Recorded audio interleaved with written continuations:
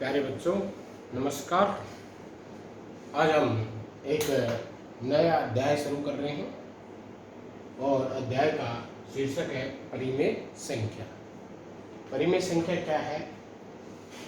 परिमेय संख्या बताने से पहले हम थोड़ा सा पीछे का रिवाइज कर लेते हैं, दोहरा लेते हैं। जो आपने अब तक पढ़ा है, आपने पढ़ा है प्राकृत संख्या क्या होती है।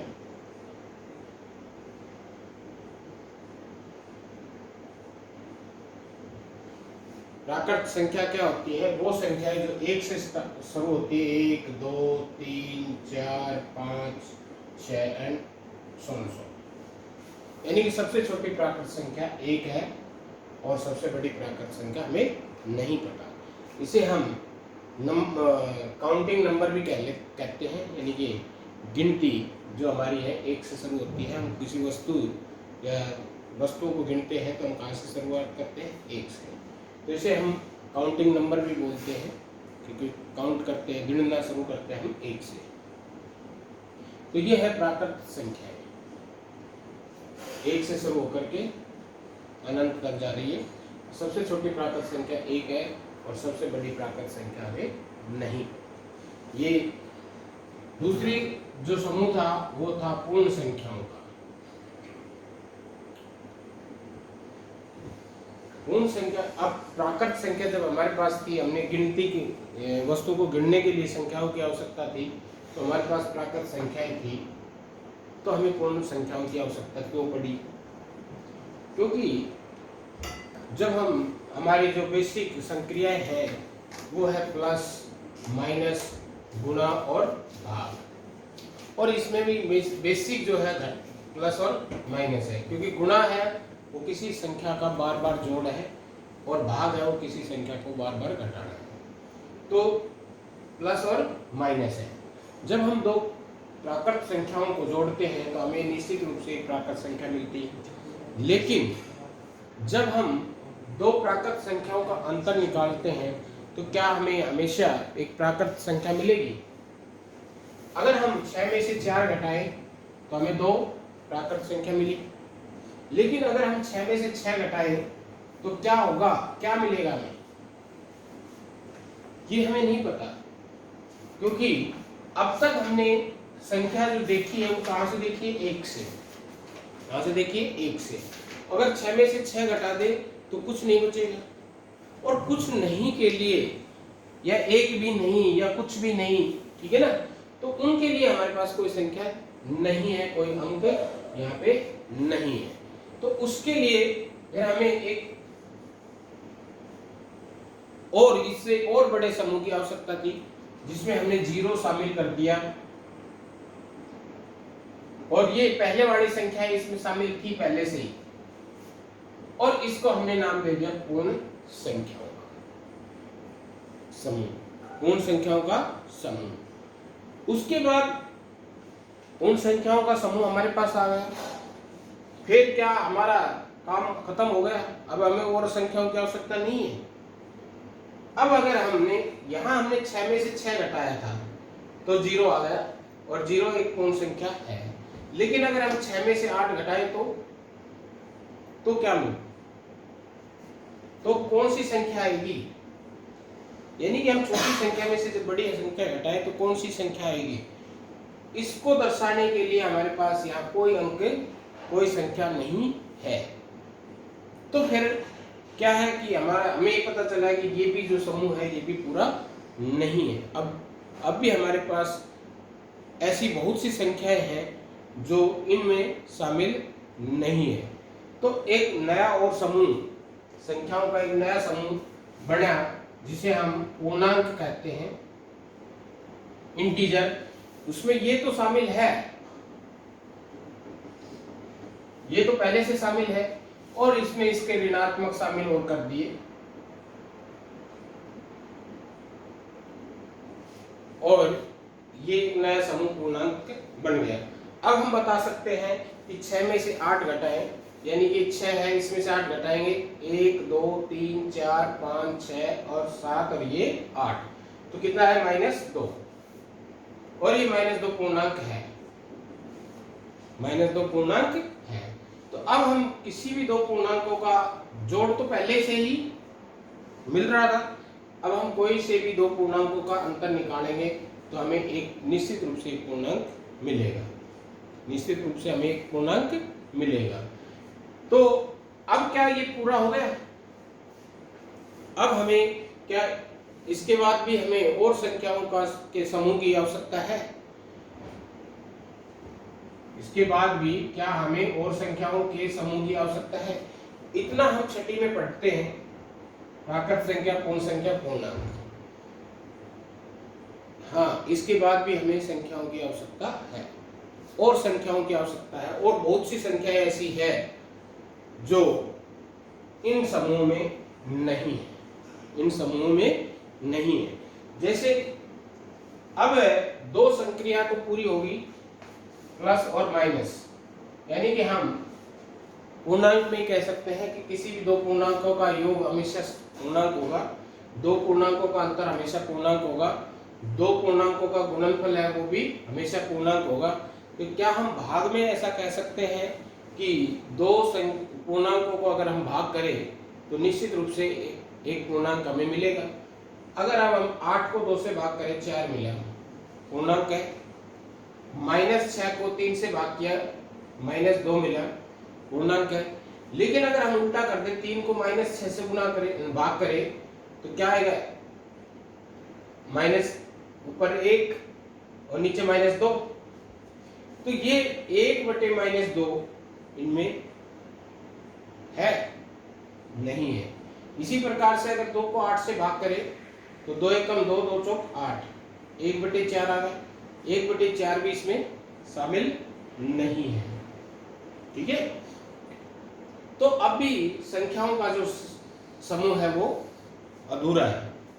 तो इसके बाद आता है परिमेय संख्या। जो हमारा आज का टॉपिक है वो है परिमेय संख्या।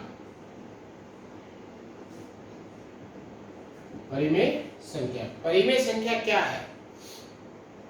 इसकी परिभाषा है ऐसी संख्या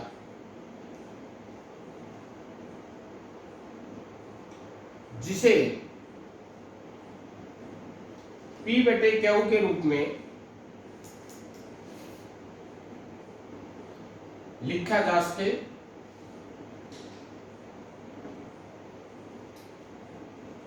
Q है वो 0 ना हो, Q बराबर नहीं है 0, तथा P और Q पूर्णांक हो। यानी कि 3 कंडीशन इसने 3 शर्तें लगा दी जिसे हम P/Q के रूप में लिख सके, Q 0 ना हो, P और Q दोनों पूर्णांक हो। तो ऐसी संख्या को हम क्या कहेंगे? परिमेय संख्या। ऐसी संख्या को हम क्या कहेंगे? परिमेय संख्या। अब यहाँ हमने 4 चीजें, 4 संख्याओं का समूह आ गया है, प्राकृत संख्याओं का समूह, पूर्ण संख्याओं का, एक पूर्णांक और एक परिमेय संख्या। अब यहाँ प्रश्न ये उठता है कि यहाँ हमें पता है सबसे छोटी पूर्ण प्राकृत संख्या 0 है, यहाँ भी हमें पता है सबसे छोटी पूर्ण संख्या 0 है, यहाँ हम ना सबसे छोटी बता सकते हैं ना सबसे बड़ी बता सकते हैं, यहाँ भी हम ना सबसे छोटी बता सकते हैं ना सबसे बड़ी बता सकते हैं। अब यहाँ प्रश्न ये उठता है, क्या सभी पूर्ण संख्या प्राकृत संख्या है? क्या सभी पूर्णांक है वो पूर्ण संख्या है? क्या सभी परिमेय संख्या पूर्ण संख्या है या पूर्णांक है या प्राकृत संख्या है? तो अब इसको हम देखें, अगर हम इसको एक डायग्राम से दर्शाएं तो हम पहले हमारे पास था ये,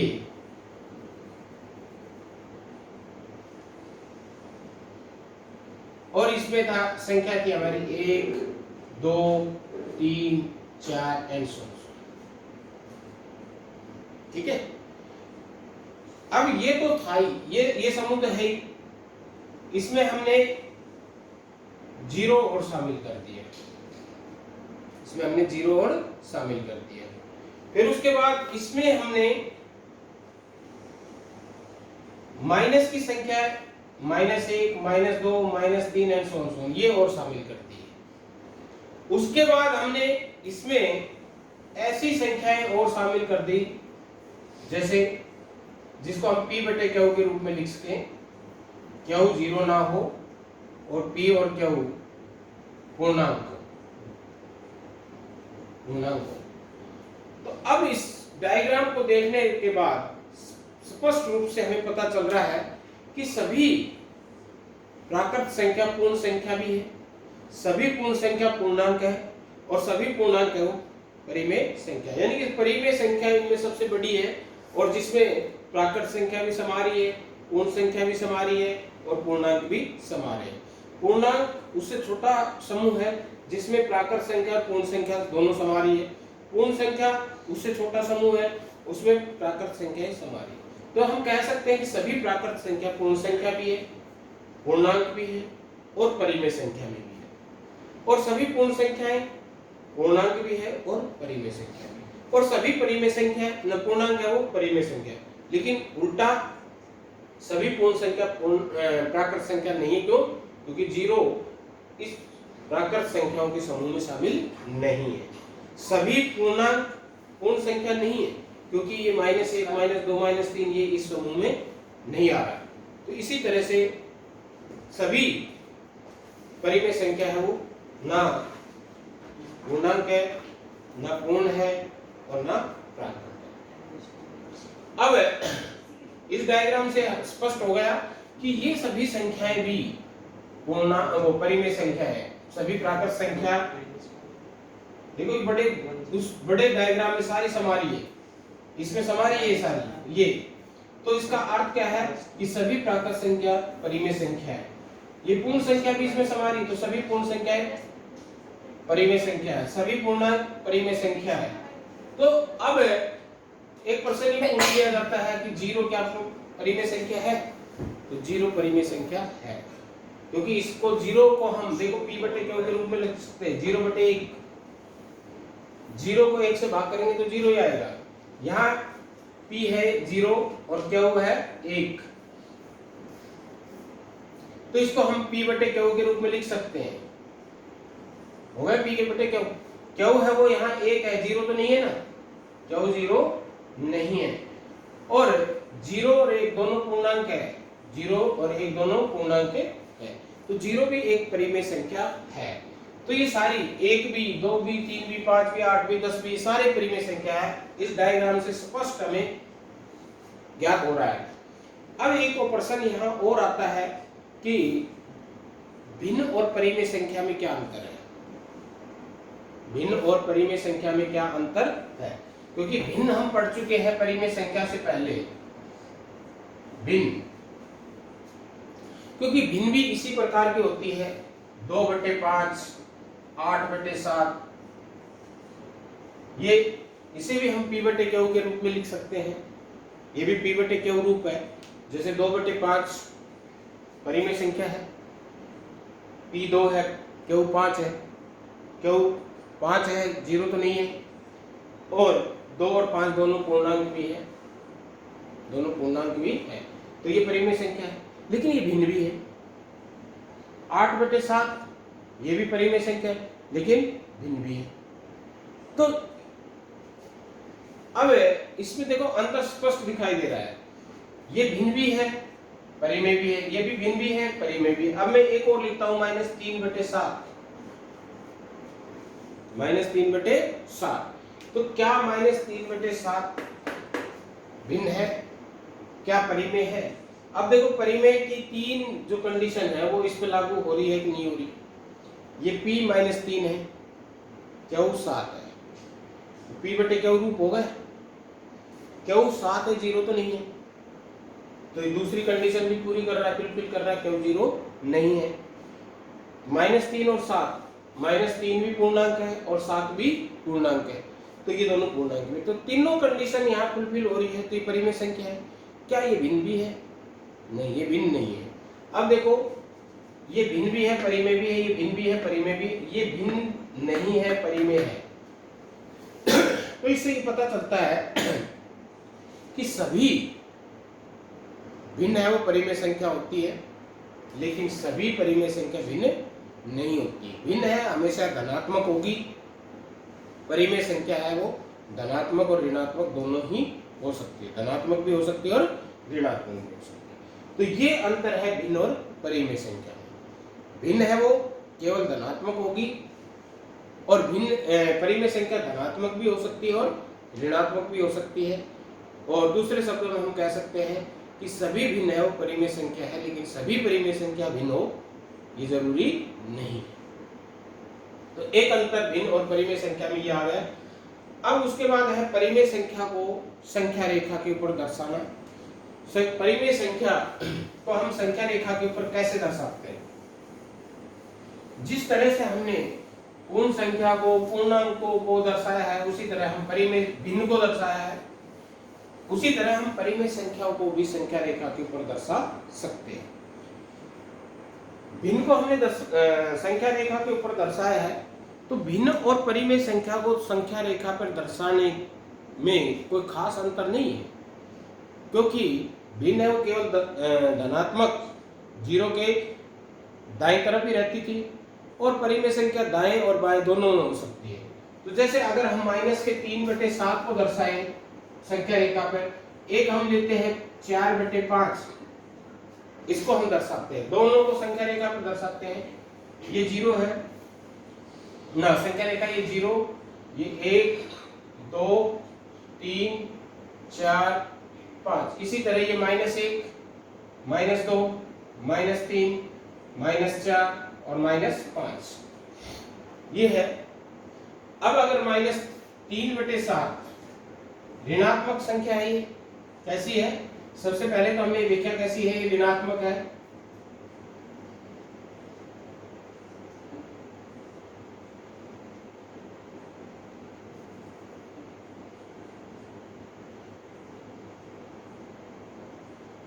ऋणात्मक है, ऋणात्मक है तो जीरो के कौन सी तरफ मिलेगी? बाईं तरफ मिलेगी। अब इसका हर कितना है? 7। अंश कितना है? 3। अंश हर से छोटा है। हमने सबसे पहले भी देखा कि कौन सी तरफ है, दाईं तरफ है या बाईं तरफ है? तो ये बाईं तरफ है, क्योंकि ऋणात्मक है, ऋणात्मक बाईं तरफ है जीरो के। हर 7 है, अंश 3 है, हर से अंश है वो छोटा है, तो इसका मतलब ये 0 और -1 के बीच होगी, 0 और -1 के बीच होगी। अब 0 और -1 के बीच की जो है उसको 7 भाग कर में बांट देंगे। ये 0 है और ये 1 है, -1 है, इसको 7 भागों में बांट दिया। 1 2 3 4 5 6 और 7, ये 1 आ गए। उसमें से 3 लेने हैं हमने, 1 2 और 3, ये होगा -3/7, -3/7। 4/5 ये धनात्मक है,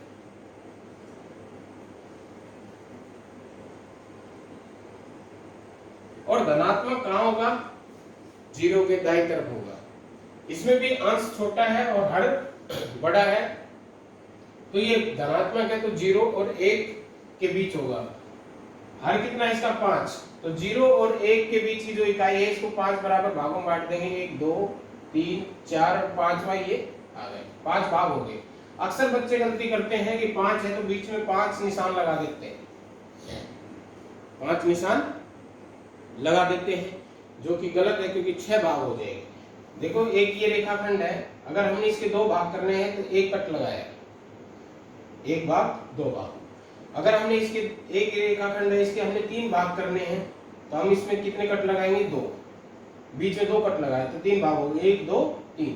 तो ये हमने 5 भाग करना है, यानी कि कट हमने 1 कम लगाया है, कट हमने 1 कम लगाया।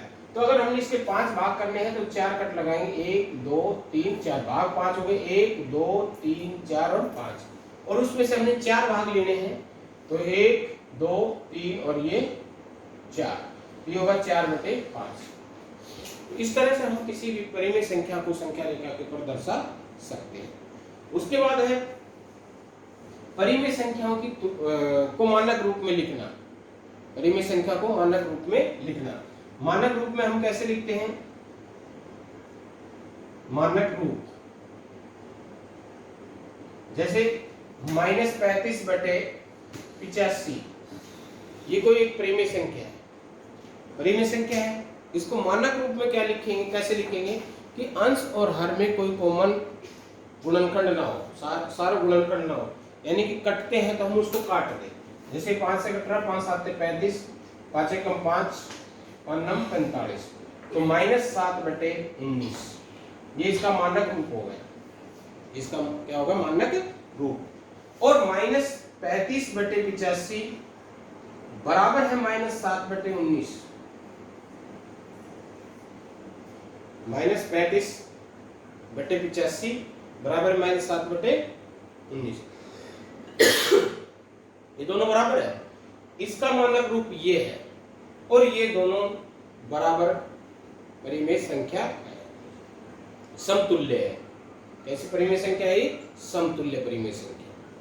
और एक परिमेय संख्या की कितनी समतुल्य परिमेय संख्या हो सकती है? अनंत। जैसे कि मान लो एक परिमेय संख्या है 1/2, तो इसकी समतुल्य परिमेय संख्या क्या हो सकती है?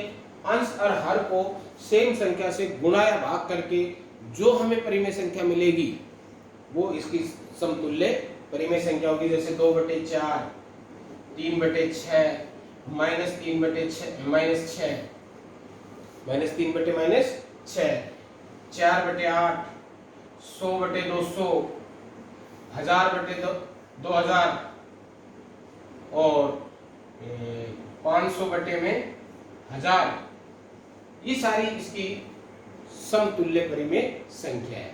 और ये 1/2 इन सभी का मानक रूप है। 1/2 इन सभी का क्या है? मानक रूप। तो ये था आज का मुख्य जो है, हमने परिमेय संख्या क्या होती है ये पता करा। परिमेय संख्या को संख्या रेखा के ऊपर कैसे दर्शाते हैं ये पढ़ा। मानक रूप उसका क्या होता है और समतुल्य परिमेय संख्या क्या होती है। तो आज के लिए इतना ही। धन्यवाद।